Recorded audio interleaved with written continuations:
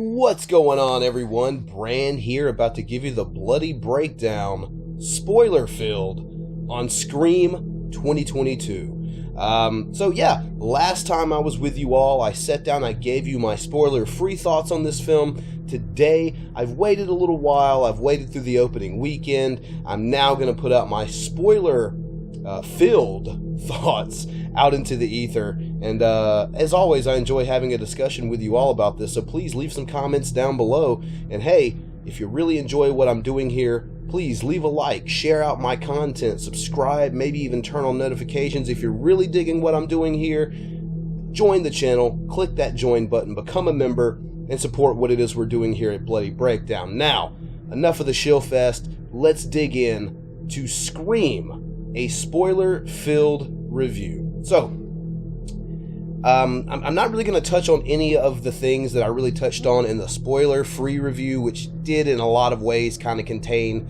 how I felt about the film overall. So this video, this discussion is going to be purely from a spoiler standpoint, kind of talking about some of the things that I really enjoyed about this film that I definitely couldn't mention in the spoiler-free review.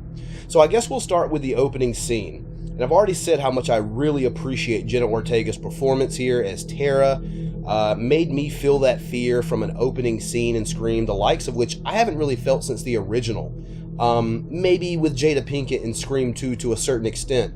But man, this one really does a good job of not rushing the phone call, not rushing to the kill, really letting the moment build in the same way that we saw in the original Scream with Drew Barrymore. I really appreciated the fact that this time around, we've gotten to that point in this franchise where instead of the killer giving out questions about Michael or Jason or Freddy, he's giving stab questions. Once again, in the words of Gail, how meta can you get, right? So I absolutely love that. I really appreciated the fact that Tara's getting these questions about the Stab franchise early in the film, and I'll say early and often. We start the discussion about where is horror at this current juncture, and the two different types of horror films that this new installment really hones in on are quote-unquote elevated horror, your A24 stuff, you know, The Witch, The Babadook, The Lighthouse, Hereditary, things of that nature. And another thing that is really talked about in this film definitely would be what they call requels, something I've referred to in the past as legacy sequels. Stuff you've seen like from Halloween 2018, from Nia DaCosta's Candyman. So I really appreciated the talk about where horror was in this film. I felt like it was fresh and on cue, just like pretty much every other Scream film has been in the past. Now going forward, we would see a survivor from that opening scene. Matter of fact, Tara becomes the first character in Scream history to not only survive the opening scene, but also goes on to survive the entire film, even delivering the final death blow to the final killer. So I will say the character of Tara deserves a lot of credit. A lot of people weren't really big on Melissa Barrera's performance. I kind of wish that I had more, but at the end of the day, I really don't think she did an awful job. I think it was serviceable. I think it was fine. But Jenna Ortega is really the MVP of this thing for me. So, you know, saying she survives this opening attack, we kind of go into, meeting all of these new cast of characters. Of course, we've got the Randy's niece and nephew, the twins, Mindy and Chad. We have Liv. We have Amber. We have, of course, Tara. We have Wes. And, of course, some of the other characters here, of course, in Richie and Sam. Of course, we meet Dewey, Sydney, Gail, Judy again. So we've got a real big cast of characters in this thing. And that first opening scene doesn't end with a kill. So we do get to a kill fairly quickly after that, being Kyle Gallner's character, Vince Snyder, who we all thought was going to be some type of connection in some type of way, especially how in the earlier days of, and honestly, kind of all the way up until damn near release, how shady of a character this was and how we didn't have a lot of information. We didn't even get his last name until like a month before this film released.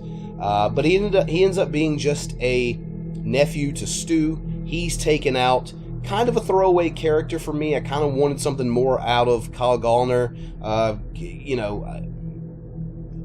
I've always kind of enjoyed his work, so it's unfortunate that he's in the worst Freddy movie and he didn't really get much of a role here in the new Scream film. But what we do get is fine from his character. He gets a kill with Red Right Hand playing in the background, not just in the soundtrack, but actually in the film happening, playing from his car when it happened. So I did think that was pretty cool. Now, there's a lot of Easter eggs in this thing, and I think that's one thing we should definitely talk about while we're mentioning all these spoilers. Not one, but two Easter eggs come from the same exact clip where the character of Richie is learning about the Stab films, quote-unquote learning. And apparently the newest installment, Stab 8, which is also just referred to as Stab, which I think is absolutely hilarious that they're literally talking garbage about themselves from the standpoint of fans. So that's amazing. But there's a couple of YouTube clips in the recommended section while Richie is watching a Dead Meat video of all things. Shout out to Dead Meat. I thought that was really awesome to see a YouTuber in the film, doing what they do on YouTube. But there are a couple of recommended clips there that people have noticed, one of which says interview with Woodsboro survivor Kirby Reed, which, for all the Kirby stands out there, yes, that does indeed prove she did in fact survive the events of Scream 4. If you notice, it's a blink and you miss it type thing. When Dewey's going through his contacts, you'll see Kirby Reed's name in there as well, indicating that he is kept in touch with Kirby. But there's another video in that suggested or recommended video lineup that is very, very interesting. The name of the video is, in essence, did the real-life Stu Macher survive? Now, I don't think this is in any way a confirmation that that Stu survived the events of Scream 1. However, I do see this as a way that these filmmakers saw these theories out here. And I think that's essentially just kind of an Easter egg, a shout out to the fact that, Stu, Matthew Lillard, such a beloved actor and character in the original film, and a lot of people want him to come back, and I think that's what that's about. But will he? I don't think so. Now, as far as Kirby going forward into the future, I think that's actually a possibility. The character is now confirmed alive. There was definitely kept in touch with one of our OG3 and Dewey. And to be honest with you, it's not like Hayden Panettiere is doing anything. I don't think she's been in a film or television in the last 6 or 7 years. 2016, if I'm not mistaken. So I'm not sure if she's acting anymore, but if she is, she's definitely free to come back and do something. So yeah, I think it's a possibility in the future. There are some other small Easter eggs in this film. For example, Tatum's ashes in Dewey's trailer. And not only are there Easter eggs in this film like that, there are straight up a returning character who is in fact dead. Much in the same vein that Sidney would see visions of her mother in Scream 3, Sam Carpenter, our new final girl, sees visions of Billy Loomis, a makeup and de-age technique utilized on Skeet Ulrich, and I think done to an amazing job. I almost shit my pants the first scene that Skeet was in, portraying Billy again. That was awesome. Absolutely loved it. And I think it's very interesting how Sam is now the new final girl in this new Scream era, I suppose. But her past is in a lot of ways from the evil of the past. So from the evil of the past is we're giving birth to something that could potentially be good. And I think that's another thing. I say potentially because going forward we could be looking at a potential situation where Sam could be a potential suspect, way more than Sidney has ever been in future movies, given her past. But I think that the Billy stuff was really well done. It's interesting how a lot of people thought we were going to get Stu. No one really thought we were going to get Billy, and we ended up getting Billy. So kind of just subverting that, turning that on its head. Very well done. Some of the other kills in this film, there is a kind of a double kill with Judy and Wes, so knocking off one of our returning characters. I would like to have seen Judy with some screen time with Dewey and Gale, but that doesn't happen, unfortunately. But Wes goes, and it kind of sucked to see Wes go as early as he did, but I mean, some characters do have to go, unfortunately, whether you like them or not. That's kind of the idea behind these movies. And speaking of that, the next death after that, absolutely fucking heartbreaking. Not even gonna lie to you, I fought back tears in the theater whenever Dewey is finally knocked off.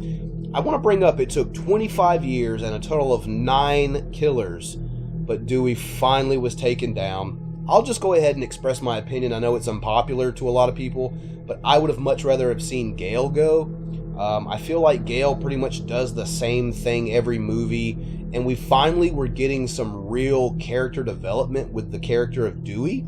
So it's unfortunate that really when we were really starting to be able to flesh out and dig into this character, that he's gone. But I also understand that after so many movies, you really can't have the same 3 characters survive. This is something I complained about after Scream 4. Was that as much as I love Sidney, Dewey, and Gale, eventually one of them does have to go. We did get that in this film, but man, at what cost? How fucking heartbreaking was it to see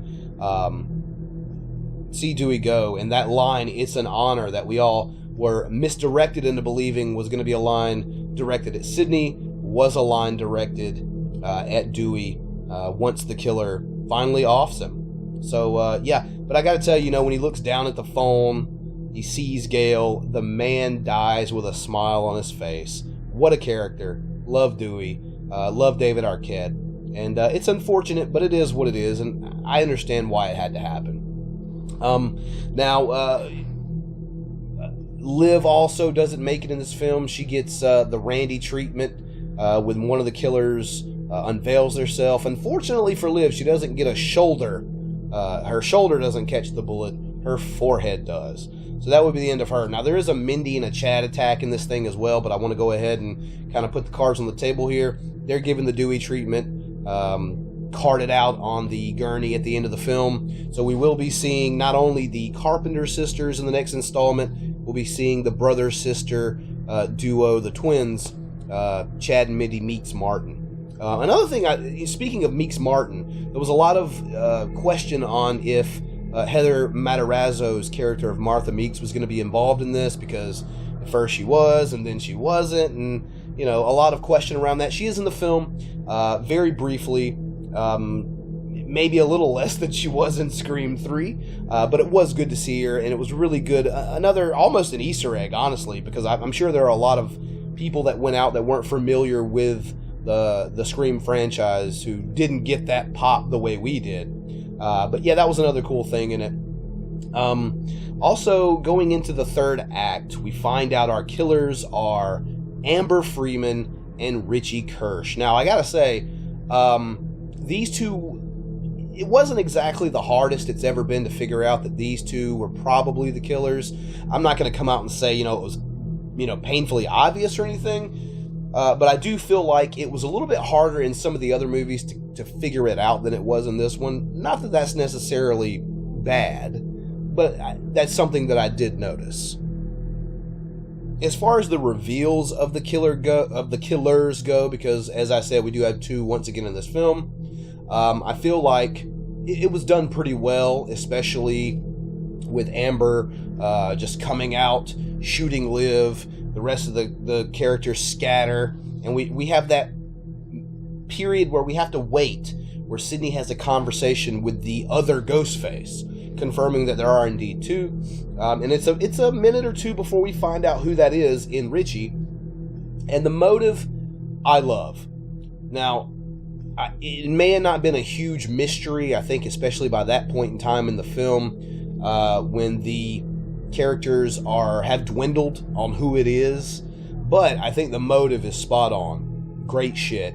In essence, toxic fans not happy with what happened with the last Stab film, in essence trying to create a new Stab 8, giving the producers and the people who work on these Stab films new source material from real murders that Ritchie says, these are the best Stab films, the ones that are based on real events. So, it digs into the whole toxic fandom. There are a lot of people out here saying that this movie's quote unquote woke, which first off is absolutely ridiculous and stupid, even on the face of it.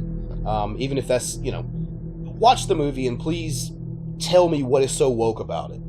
Because from what I can tell, most people just see casting and it's not all white people and then decide that it's woke. But there's really not like a lot of over the top messaging here as far as like social issues or anything like that. So I don't see where that's coming from. I think honestly what we're looking at is probably a lot of people who would fall under the umbrella of toxic fans who are upset. But a lot of these people are saying that this is the last Jedi of the Scream franchise. And I'll disagree. I'll say this is more along the lines of A Force Awakens, which in my opinion is probably the best film in the sequel trilogy for Star Wars. But it does a lot of things that The Force Awakens does. It kills off one of the big three characters, Dewey or Han Solo. It brings back all of these old characters to pass that torch and to serve as a knowledge base for these new characters to help ensure that they're able to survive and do what they need to do. Something that, apparently didn't pan out very well for the new characters in Scream 4, considering all of them are now dead with the exception of Kirby, apparently. But I really feel like the third act and just the kills in general feel way more visceral, feel way more real in this film. The killer seems way more brutal in this film. Both of them do. I feel like I'm watching more of like a real life stabbing at certain points than I am watching a Scream film when there's an attack. That's how pretty crazy this gets. And the third act is absolutely bonkers. I mean, you've got Sid and Gale taking on Amber, where, she's lit on fire, burned alive, something you've never seen in a Scream film. You've got Tara and Sam taking on Richie. And let's just be real. The Billy Loomis comes out in Sam being his daughter. That Billy Loomis really comes out at the end. And these hallucinations of Billy throughout the film are really trying to get Sam to embrace who she is as a Loomis, go out, slit throats, and just kind of turn the antagonist-protagonist dynamic on its head almost to a degree. But she finally does accept who she is, I suppose, for lack of a better term, there at the end. And I swear, I think she stabs Richie 48 times in that third act, all within like a minute, before cutting his throat wide open. So the third act is extremely brutal, bonkers, off the wall. And I gotta say, overall, just talking about this film again, I've seen it twice at this point. I'm gonna go get ready and watch it for a third time. I absolutely adored this movie. Like I said, there's a few little things I mentioned in my spoiler-free review here and there. I would have liked to have seen more of the OG3. Dewey got a pretty good role, but at what cost, unfortunately. But I would have liked to have seen a little bit more of Gale and Sydney, especially Sydney, but I do understand this isn't their story. So I think how they were used, even though it may have been limited, was done very well. There are certain little nitpicky things I have about this film, but really, overall, on the whole, I felt like it was extremely well done. I feel like Wes Craven would be proud of this, and considering the money this thing is already making, if I was Spyglass, if I was Paramount, I would be on the phone with Radio Silence right now, getting together a new script, getting the survivors of this current cast and this film back together again. I'd be ready for Scream 6, because this thing looks like it's been very successful, and personally, I think from a critical standpoint, this thing was just outright amazing. I've got my issues with it, but on the whole, damn, what a great Scream film. Better than I even expected. A lot of Easter eggs, a lot of callbacks, a lot of fan service, and even if you're not a fan of this thing, holy shit, just an amazing overall slasher. And I love it. I really do. I even like it better than Scream 4, but we're going to wait on all that.